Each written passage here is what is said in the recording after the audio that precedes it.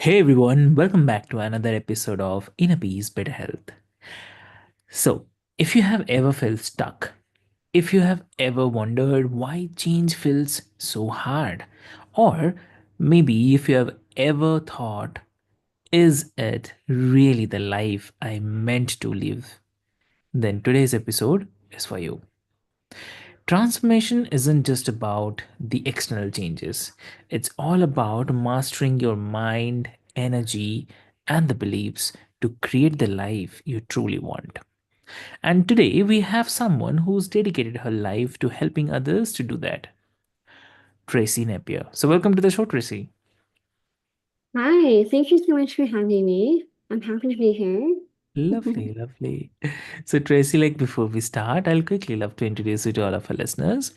Dear listeners, Tracy is an author, speaker, psychic, Reiki practitioner, and certified spiritual life coach.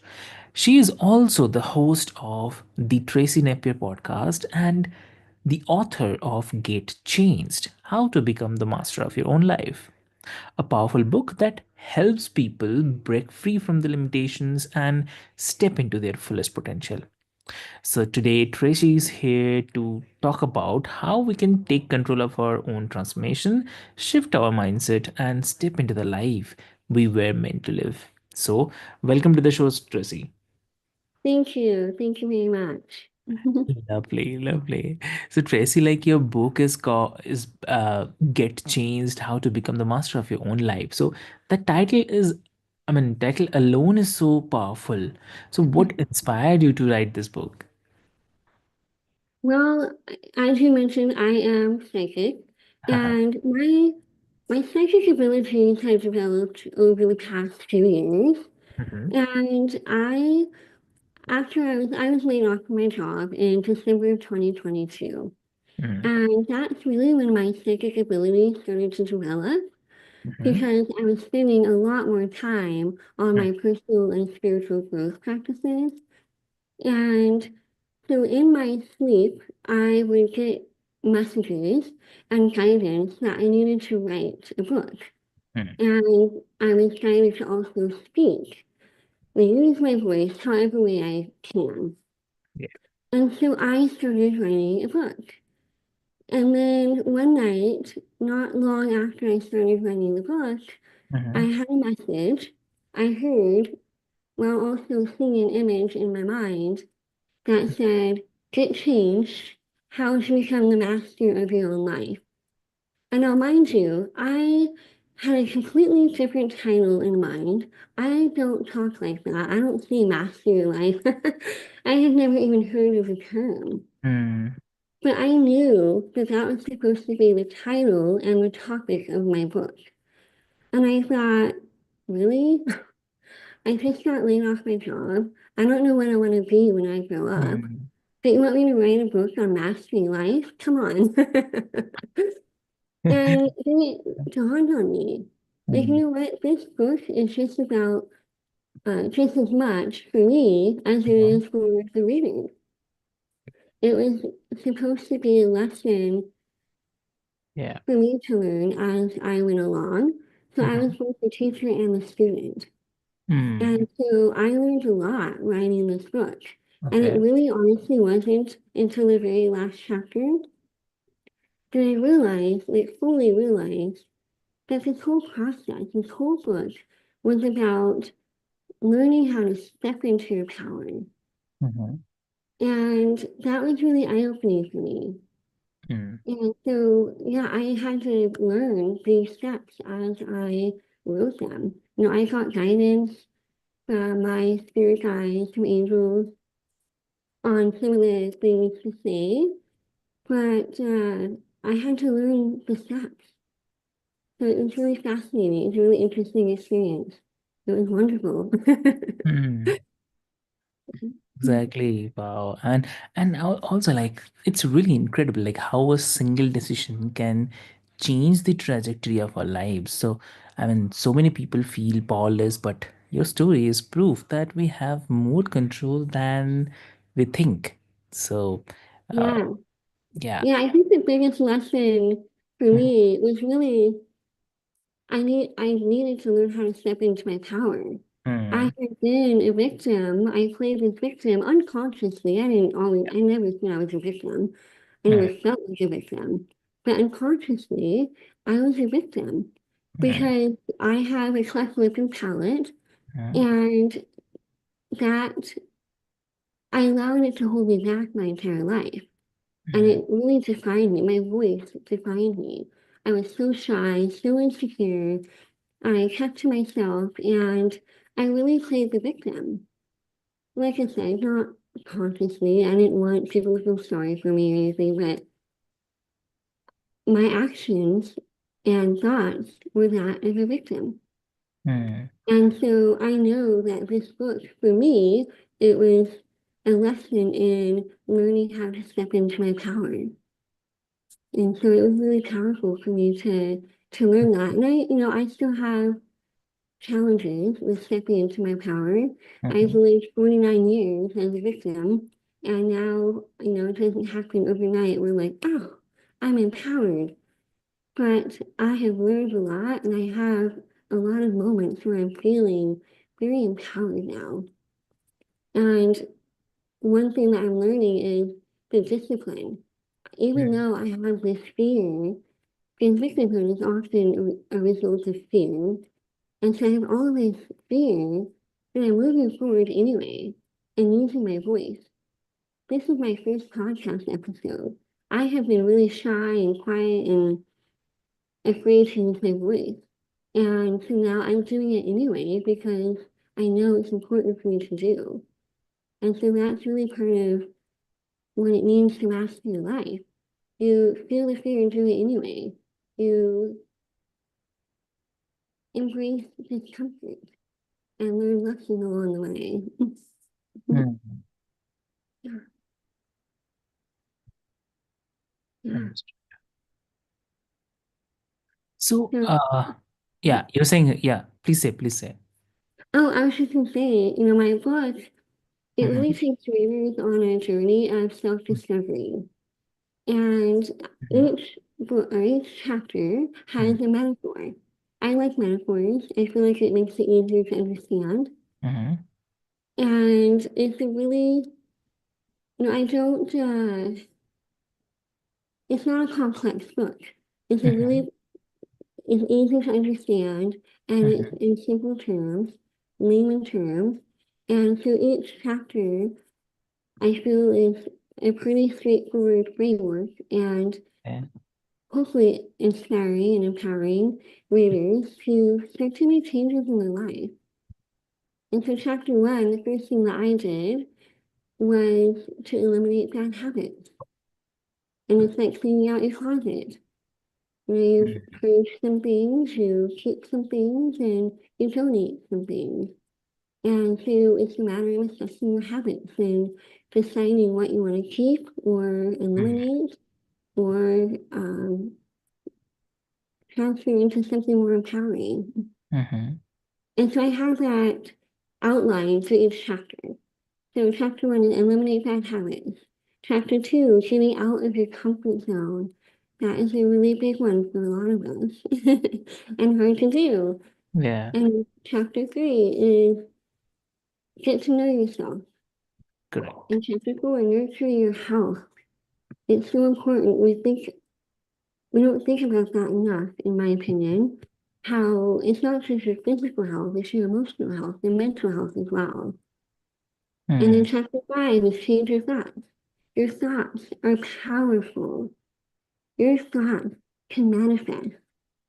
And it's really important to focus on what you want, not what you don't want. mhm, And chapter six is develop a spiritual practice. And then mhm, chapter seven is stepping into your power. And each chapter really leads up to the last chapter of stepping into your power, mm, which is really what mastery life is about. Step into your power. Create the life that you want. You don't yeah, need to be stuck in a miserable job that you don't love. You have the power to create the life that you want. So take the steps to do it. Mm. understood. Yeah. Exactly. Exactly. So, I mean, like I mean, I have to say that you are not just a life coach, you are also a psychic and Reiki practitioner. So, how do the energy and spirituality play a role in the transformation? Huge, huge.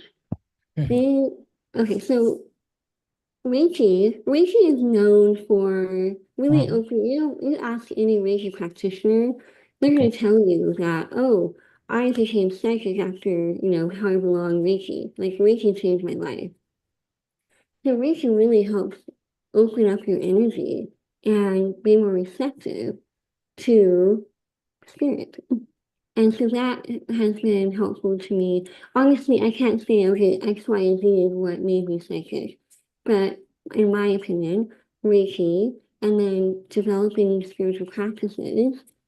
And for me, it was connecting with angels and guides through angel numbers, through dreams. Now, my grandma, who is passed, is one of my life guides. And she came to me one night and said that you're going to be really intuitive and that we need to get you dreaming. And ever since that night, I've had a ton of dreams, sometimes 20 or 30 in one night. And these are sometimes images or words or impressions, but I get them every night. And I'm more open in the morning too, psychically. And I record them on my phone, and I have a little journal that I put them in. But I receive guidance that way. So the angel numbers and oracle cards, I connect with angels. I love anything angels. And so my spiritual practices are ones that I think shaped me the most are Reiki and connecting with angels through dreams, through angel numbers, through oracle cards, and then getting to know yourself too. Because once you do the inner work, it's an ongoing process, but the more you do, the more calm you feel because you're really getting to know yourself. And you no longer need that external validation. Your system is no longer on high alert. Like, oh, who's gonna like me? Who's not gonna like me? You're more calm because you know yourself and you know your worth. And so that opens you up too.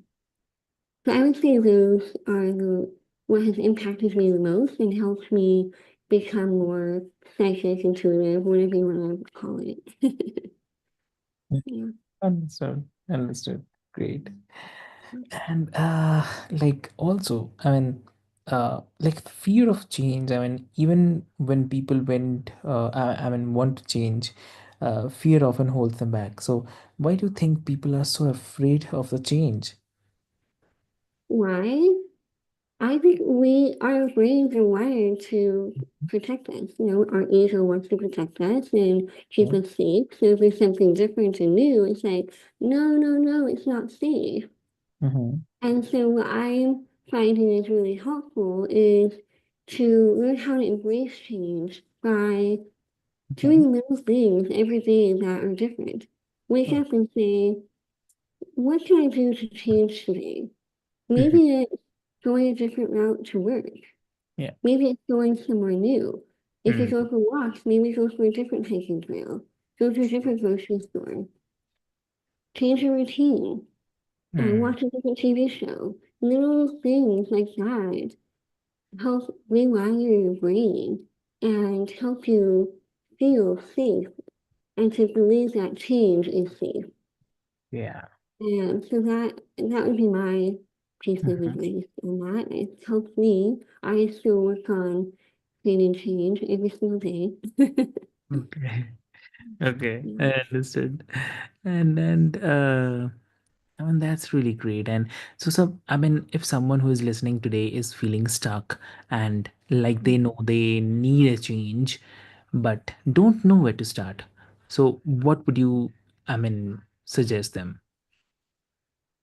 I have lots of things I would suggest. First Okay. thing is meditation. I think everyone Mhm. always says that. Meditate, meditate, meditate. It is important.